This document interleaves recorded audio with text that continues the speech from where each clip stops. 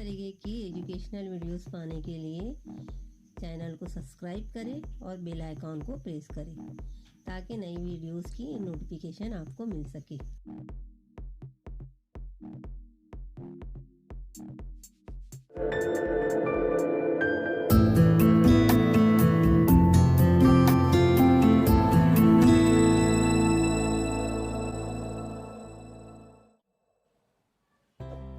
Welcome to my class. Dear students, today we are going to see 10th class English Bridge course, day 43, Yellow Statement 19, Activity 2. Instructions for students.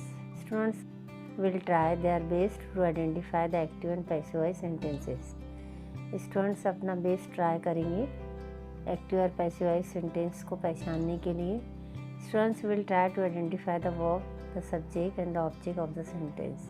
Sentence का object, subject और verb पहचानने की कोशिश करोगे। Learning activity, carry out an action activity. यहाँ पर एक action activity दी गई है टीचर के ज़रिए और उस एक्शन एक्टिविटी में सब्जेक्ट, वर्ब, ऑब्जेक्ट क्या है वो स्टूडेंट्स को बताना है। The passive and the active tense is formed by the putting the verb to be into the same tense as the active verb and adding the past participle of the active verb. Students, यहाँ पर मैंने एक structure दी हूँ active से passive बनाने के लिए।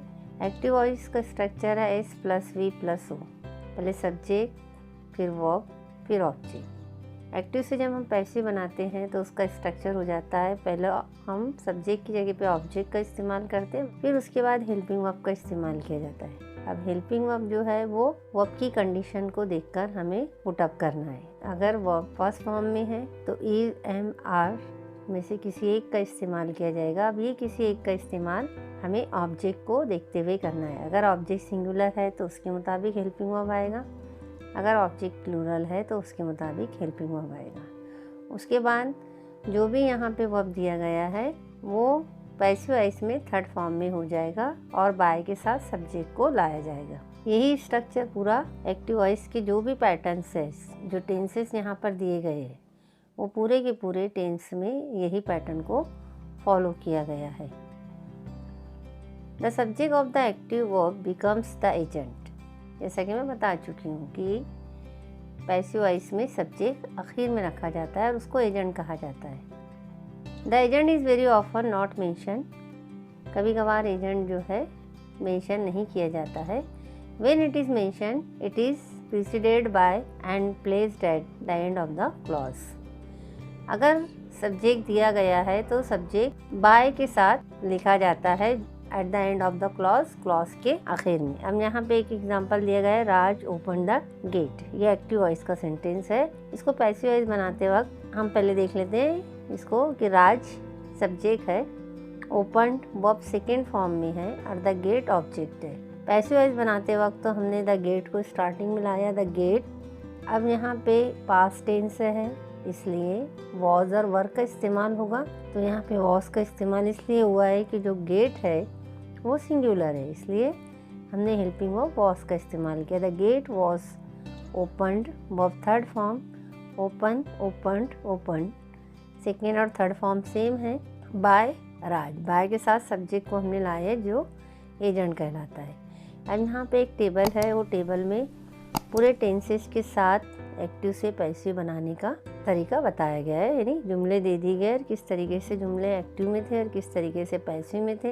ये जो फॉर्मूला नीचे दिया गया है इसी के मुताबिक उसको चेंज किया गया है।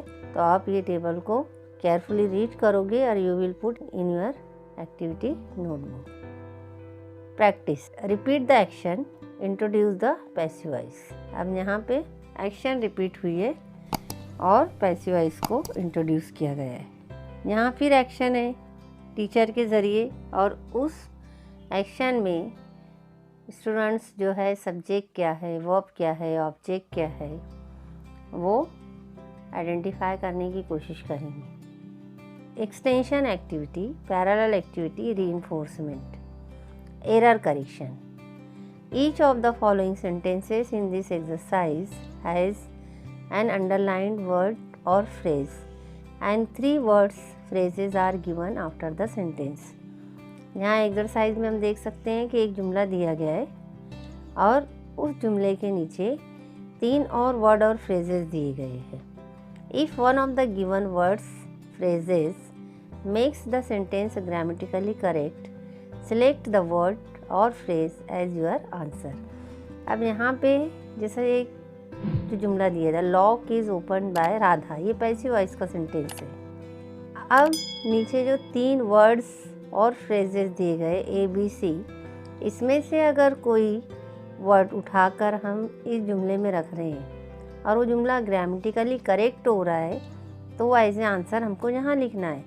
जैसे हम यहाँ पे इज़ की जगह पे अगर हम वॉस का इस्तेमाल करते हैं तो जुमला ग्रामेटिकली करेक्ट होगा। इज़ ये प्रेजेंट टेंस का है और वॉस लगाने पर वो जुमला पास्ट टेंस का हो जाएगा। जैसे the Lok is open by the Radha, और जो पास्ट में रहेगा the lock was open by Radha. इसी तरीके से और भी 4 एग्जाम्पल्स दिए गए हैं और उसके आंसर्स भी दे दिए गए हैं। तो you can see the sentences and try to put into your activity book.